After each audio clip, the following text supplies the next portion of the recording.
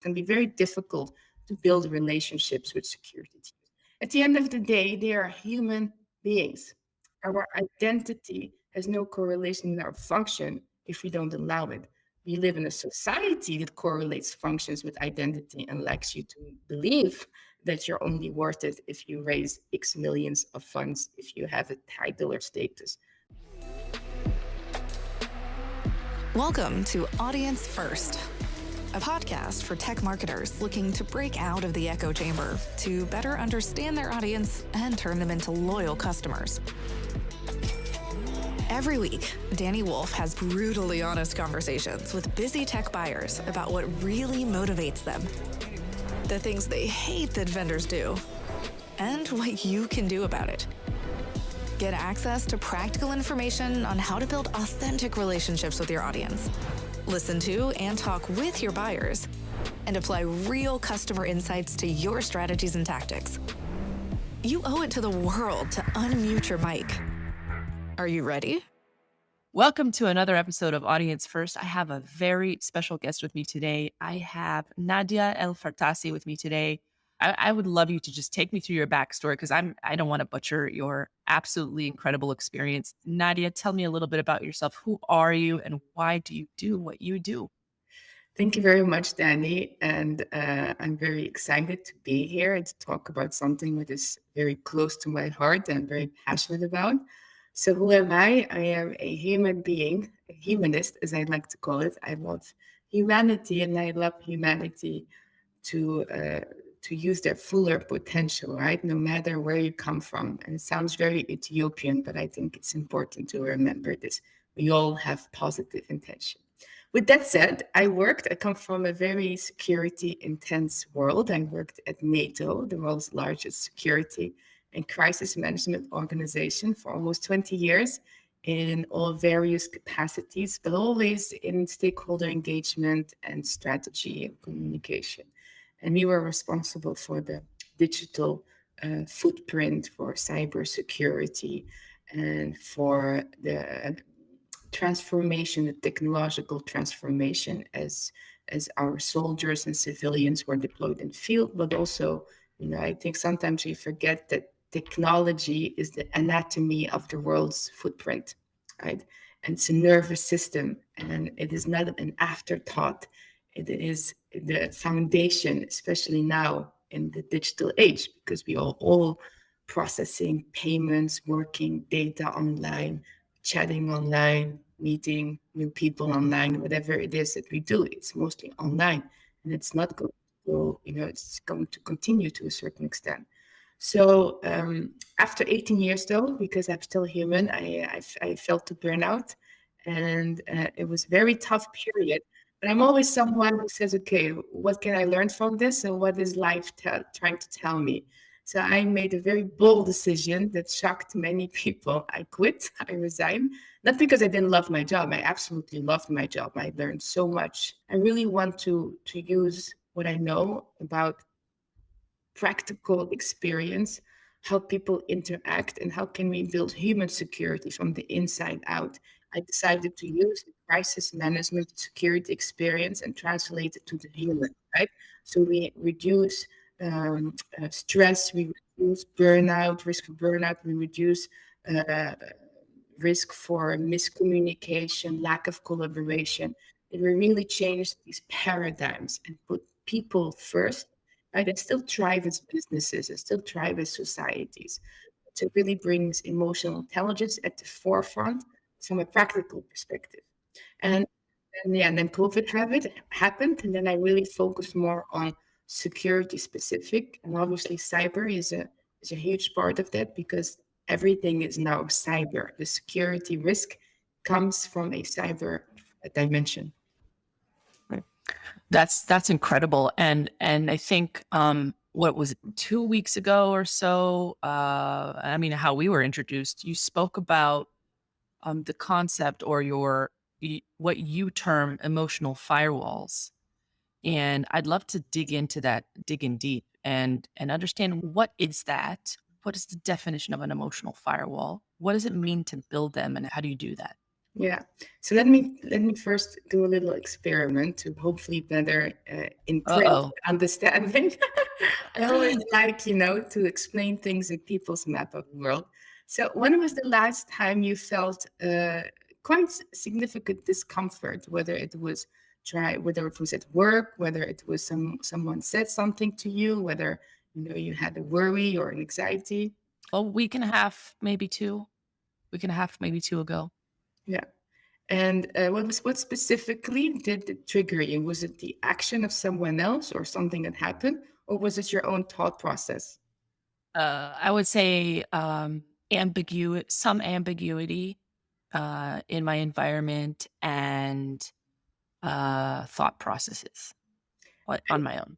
And how did you decide to respond? Did you respond based on what you were feeling on the discomfort, or did you do something differently? I first responded, and then I did something differently. You see, and this is what I refer, and I will explain the methodology and science behind it. But imagine I don't have a soda bottle, but this is a bottle of water, right? Imagine you have the same bottle and it's soda. So the bottle of soda is filled with bubbles, right? And the more you shake it, when you open it, it will explode, right? So we all have emotions stuck within us, right?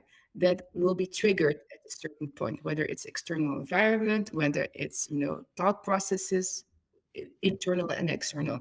But when shaken to the point of no return, you open it, the soda bottle will explode, right? Having emotional firewalls is having water because the water you can shake, but when you open it, it won't explode. Just like when we talk about tech, this is why I use emotional firewalls because of technical firewalls. What do technical firewalls help IT teams or security teams do? Manage access control, decide what goes in, what goes out to reduce the risk of infecting systems, affecting cloud networks. Same thing is with emotions. So when we understand that emotional intelligence, right? This is the official definition I work with. Emotional firewalls is a symbolic meaning for the security world to help people understand that.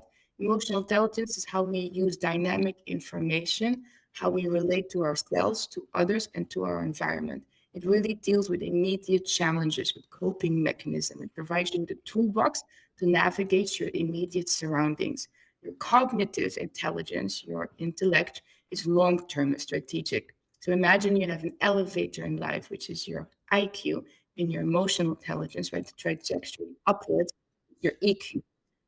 Both in order to navigate, right, the immediate challenges. And when we think about emotional intelligence, we need to separate between general feelings and emotions. Now, imagine yesterday I had a horrible night of sleep. I only slept 3 hours. So the whole day I was feeling cranky. I was feeling a bit sad. I was feeling, a bit pessimistic. I understood that my brain was signaling to my body that there is an energy deficit. So I allowed it to play out and I didn't tell myself stories that made it worse, right? I didn't look for factors externally to me, people externally to me to justify, to make sense of my feelings, which what people tend to do when they experience an energy deficit because of food intake, glucose, bad night of sleep, whatever it is. The brain is designed for survival. Its main job is survival. It's not for thinking. So when we feel stress, discomfort, right, it tries to manage the energy levels. Now, emotions, right? Why did I ask you for your thought process? Based on how we grew up, the formative years between 0 and 7 years old, that's how we develop our map of the world. That's how we learn to give meaning to concepts from our caregivers, from school, from parents. And this is different for different people and even in different cultures and even within different families, right? So the thoughts that you think, they kind of construct an emotion or trigger an emotion. So, for example, if you are let's put this in a marketer position. If you are a marketer and you're trying to put your value proposition to a security specialist who really tears down your value proposition, but you have a thought that perhaps your product is not good enough, or you're not good enough in selling, or you're not good enough in marketing, or whatever it is, right? The emotion you're likely going to feel is a negative one, is of discomfort. And if you allow that emotion to take over and not let it flow through you, you don't have emotional firewalls. So what I mean with emotional firewalls, to allow people first, to really not to allow the process to unfold and not get triggered easily by what's happening externally. And this is huge for social engineering because cyber criminals and scammers play on people's both emotions of fear, anxiety, right, distraction, but also emotions of the need for belonging, need to feel appreciated. How does someone feel when you appreciate them? There's literally a hormoning or system going on in our brain, right? It feels the surge of feeling good, our trust hormone increases, right? We create this bond and this rapport. So our alert levels is down or it goes down. And it's easier then to get information out of us, to get things, to not pay attention. So it's really emotional firewalls is practicing finding that balance. In my experience working with security and my experience or insight on what I see on how marketing is perceived, how it's confused with sales, we stigmatize sales, and how we really need to have these emotional firewalls because we are moving in the era of entrepreneurship, right? And marketing and sales is offering a service. And if the service is helping someone else, it's only natural to feel worthy to accept the payment for that service, right? And I think we can get distracted with some of the debate, online debate, which is why second reason we need to have emotional firewalls because there are a lot of debates on there and you can easily get thrown off your feet even if you don't suffer from imposter syndrome, right? If you dwell on that. So let me go back first to what I think may some people may resonate with them. Now, from a marketer perspective, it is understanding what is your goal, right? What is your goal? It is trying to describe a product or a service in such a way that your ideal customer persona can feel better after using it, right? And there's an excellent clip from a film. I think it's the Wall Street Wolf, but I'm not sure with Leonardo DiCaprio, where he sits in a cafe and he asks the three guys or the people on the table, sell me this pen, right? And the first one or two, they're trying to sell the pen. They're describing the pen, right? So imagine the marketing describing the product. Well, the other one was describing, right? How would you feel if you could sign this contract right now? What would you need?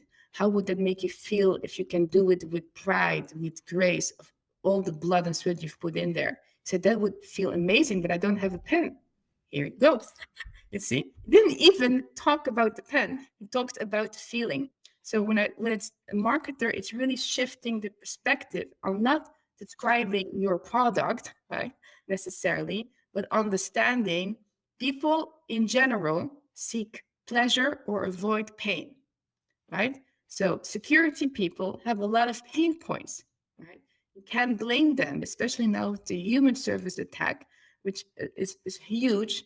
And their job is to minimize risk, minimize security. Their job, they don't, against popular opinion, security people don't wake up in the morning and says, I'm going to make the marketer's life miserable. I don't want to, no, not at all. But their job is to make sure security is high to minimize risk for liability on the organization, right? To provide something that is safe and secure. So when you seek to understand before being understood, when you invest in understanding, how can I help minimize their pain, right? And this is what I mentioned to you during the LinkedIn Live, to truly understand whether your service or product can do that.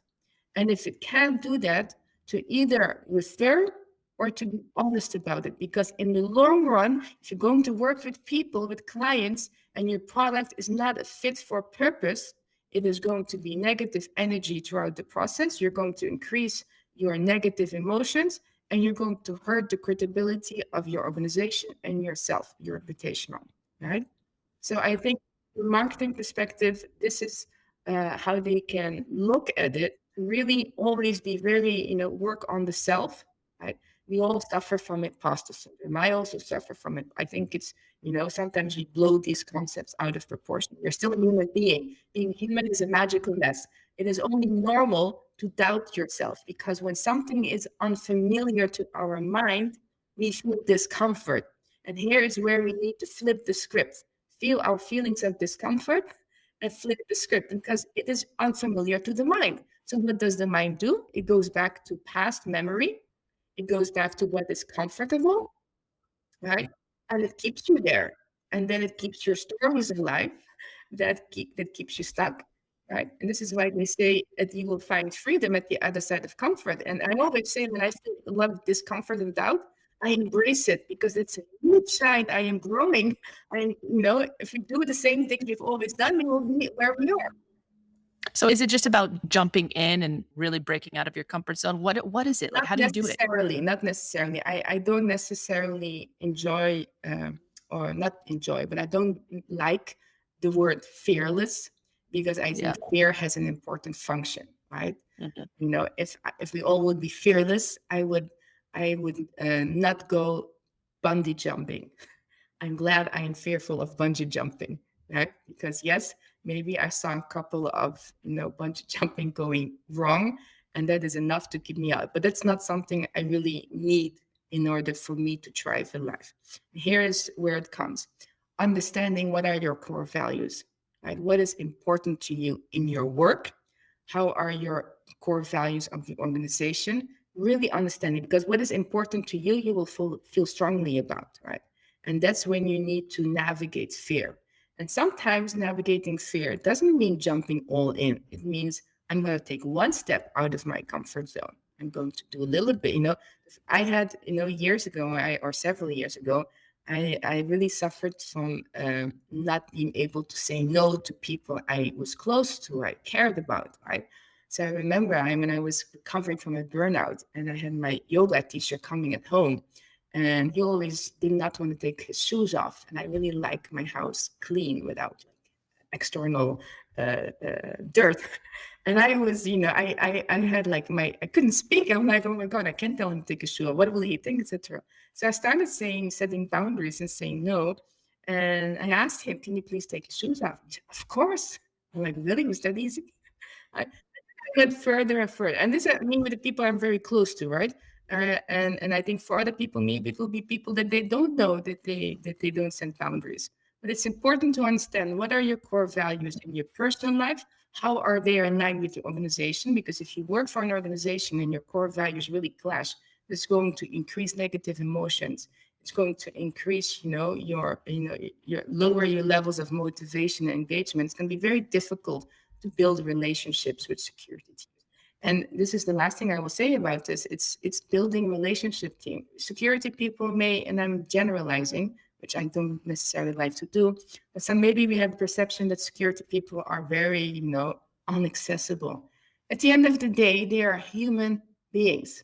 We all go to the bathroom, whether we like to admit it or not. Our identity has no correlation with our function if we don't allow it. We live in a society that correlates functions with identity and likes you to believe that you're only worth it if you raise X millions of funds, if you have a title or status, right? I don't necessarily believe in that. It doesn't mean that I don't believe in work ethic. I don't believe in experience and working hard and, going through the experience, not falling for the trap of instant gratification, putting in the work, learning. But to see people as people, to genuinely come from a place, how can I help you? You will get many no's. Continue. It's a feedback. No doesn't mean no. It means come back later. Not for me. Another time. How can you improve? Can you imagine when I started with emotional firewalls? I mean, doors were slammed in my face. People even laughed at me. Really, I learned from my career in NATO. I developed skin as thick as crocodile, as Christine Lagarde used to say. I didn't let that hold me back. What I did, I went, how can I frame it better? How can I, relate it better? How can I focus on the people that do want to learn more, that can use it, etc. Right? And, and it is not about me necessarily. It's not about my ego, although our ego gets hurt. It's about how can I really help solve a problem? There's an enormous problem when it comes to human factor, right? People are being scammed, people are depressed or depleted, right? And it increases the cyber risk because of human error, because of human, behavior, etc. Now, there are other solutions that are important. There are so many dimensions when it comes to cyber. But my role is to help minimize the human pain, minimize the human risk, and help people feel empowered and not feel a victim so they can defend themselves against criminals, but also believe in their worth and what they're doing, building a thriving digital society based on humanity, not becoming a slave to technology. We need AI, we need technology. We should never become a slave to technology. That is so powerful. So powerful. And I think, to your point about not giving up, it ties back to your core value. You really have to believe in that one core value, and that will define and stay consistent. That will define the success over time. And then you mentioned boundaries earlier. Are boundaries also correlated with assertiveness? Yes. You have to use assertiveness to communicate your boundaries, right? Yeah. And I think people, when they hear boundaries, they think it's parameter to keep people out or to, not at all. It is your way of communicating how you want to live a healthy and fulfilling life, right? And especially when it comes to at work, etc. And if you're someone who hasn't learned that, right, it also depends large part on how you grew up, right? What kind of family environment you grew up and what is your attachment style in relationship. Now, I'm not going to go into too much that, but if you're someone who does struggle for lack of boundaries, I do advise you research about attachment styles in relationships and how they are developed. I think it can give you a lot of insight on how to set healthy boundaries for yourself. So often what happens, and let's keep this at the workplace. For example, when you mentioned that how can you deal with the stress or the pressure from managers or from management outside. So when we don't say no, when we don't have boundaries, right, we keep piling up, we keep accepting. It reduces the quality of our work. It depletes us. The customer will feel it, and ultimately, the reputation of the organization will suffer. And then you will get blamed. And all you're trying to do is help and do more and do more and do more, right? So, and when you have boundaries, when you say, I have too much work or I cannot do this, right? What happens at the first occasion when someone ignores your boundaries? You go complain with your colleagues, with your friends. You vent. You keep it within you until you turn a bottle of soda that is going to explode at one point, right? So instead of understanding the consequences of someone not respecting your boundaries, right? So if, for example, you struggle with too many quotas can you give me an example of one of the challenges that marketers face when it comes to cybersecurity marketing? I mean, just one example, double revenue year over year with, limited budget. Yeah. Go fast, do it fast. Exactly. So if you don't have a boundaries and understanding, I think it's a double-edged sword, right? Because the famous quote from Henry Ford, whether you think you can or you think you cannot, you're right, right? But I think we go about it the wrong way. If you're going to reach your quotas fast from a place of negative emotion, your energy levels are going to drop. Your motivation is going to drop. It's going to be a struggle. You're going to suffer. It's not going to be fun. Perhaps first month, but after that, it's drag, right? So how can you come from a place of excitement and positive emotions and understand that, yes, setting high goals is important, but having a very honest and frank conversation in how you go about that, right? And if you set these boundaries that, okay, this is our goal and this is the minimum I will commit to, right? That you have a plan for it. And if then, for example, the management or the organization dismisses it completely or whatever, you do need to have that conversations at the first side, when your boundaries is not respected, or you're being, for example, blamed, or there's no process in navigating this, how are you going to use assertiveness to talk this through? Collaboration, communication. Assertiveness is sharing your opinions and your view, even if it's opposing other people's views. Now, I mentioned healthy levels of assertiveness. If you have passive assertiveness, then you are not implementing your boundaries. You're just going to take it and take it and take it, right? You're not going to meet your targets. The manager is going to be extremely upset. Why didn't you ring the alarm? Why didn't you tell me this before? We could have looked at another solution. Or you're going to turn to the other end, aggressive, right? You're going to use anger and really being on the attack and defense mode, and really, push your view, your opinion, your truth onto someone else. So it's finding that balance and understanding that you don't necessarily have to react based on someone else's behavior. Be really clear, emotional firewalls, right? And in your views, repeat your views. If someone is being very aggressive or emotionally charged, there's no point in having a logical conversation with them. Ask them that you don't quite feel safe right now in having this conversation, or you would like to take this up further time when we are both calm, and walk away, right? It is really using common sense.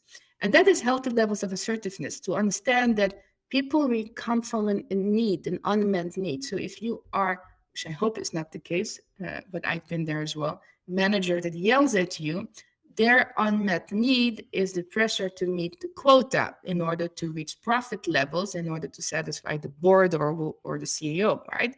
So that is their need. It's not necessarily their need is to make your life miserable, right? But you have to. It is again a double-edged sword, because it's an individual responsibility to take care of your well-being, but it's also a leadership responsibility, because you can't get better in the same environment that made you sick, right? So I think it's really important to have all these tools and emotional firewalls in place. But if you're working in a place that doesn't allow for that, right, it's time to ask questions. And it's hard, right, because we all feel fear. There's low unemployment rates. We don't want to leave our job. We're scared, we don't get another job. But I mean, I still say no to projects, even if I could use the money, for example, right? Because I've been in burnout, and I know that the most important thing in my entire life is my health. Without my health, I can't inspire people. I can't take care of my son. I can't do my work.